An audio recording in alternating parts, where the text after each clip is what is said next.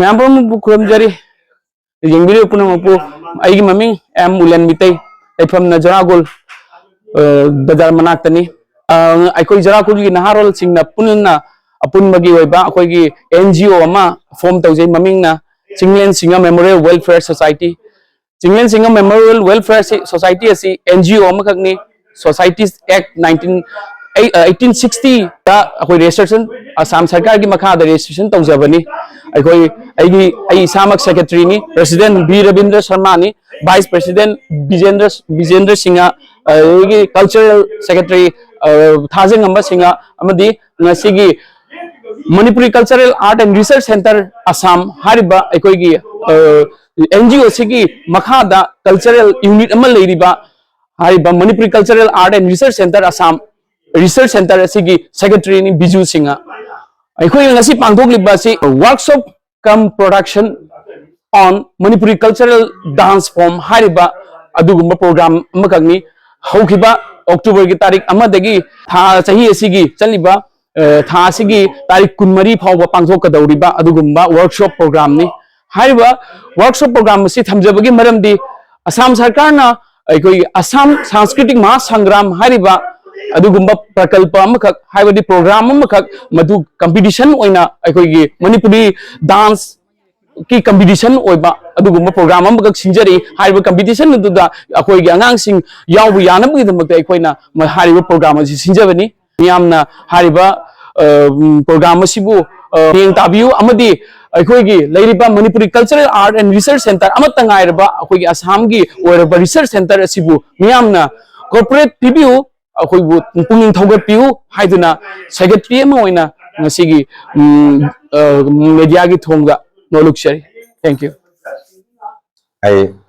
B Ravindra Sharma Chinglen Singha memorial welfare society सिगी chairman होना इने लेजबसिदा आइना असि फोंगोंग वाफमदी अखोई वजा चिंगलेन मुतुम चिंगलेन सिंगोसी फम पुनमक्ता महागसी आर्ट एंड कल्चर अमदी सोशल वेलफेयर की थबक कया लोना लोना नट सक्तन चिंगबा सिंगलबा सुमांगिना चिंगबा कया दा थवाई जावनमा लेरंबा अखोई वजानी मागी पामजरंबा वखालोना दुगी मखापोना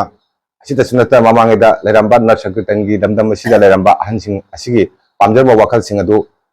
अखोना मपुंग फाना पांथोकपदा अमसुंग निंगथुंग चखिबा ngamdabdugi wakhalondu adu nungaitabduda akoina leijariba naharon singasina oja singasigi maning thungbo orasanu amasung akoi oja sigi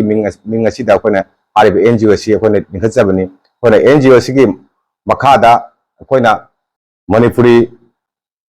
Cultural Art and Research Center haina ama ningkhat makhada puthokcharaga hariba sida akoina नचंकृतन सिंबा अमदी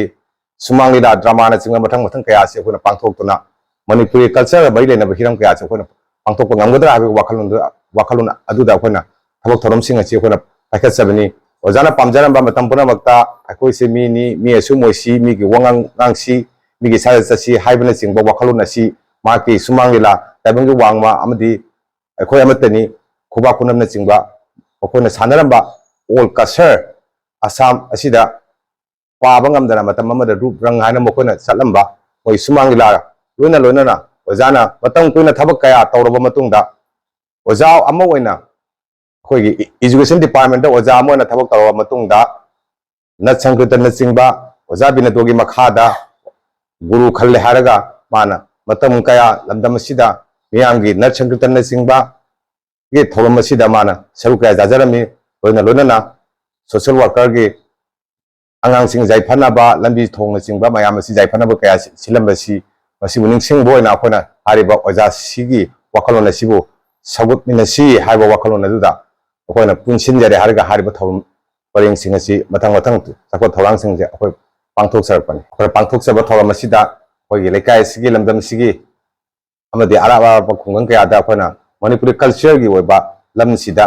पामजबसिंग अमदि थवाई जावबसिंगना लेंबिरक्तुना अमसुंग सरुक जाबियु अमसुंग ख्वाई मयांगी मतेंगना अखोइसु मतम सांगना हाइबा थौरमसिंग असि अखोय पांथोक जबा ngamba पिनेबियु हाइदना मियामदा खुबांग चांजु तला तरालोना दन खुरमजरी।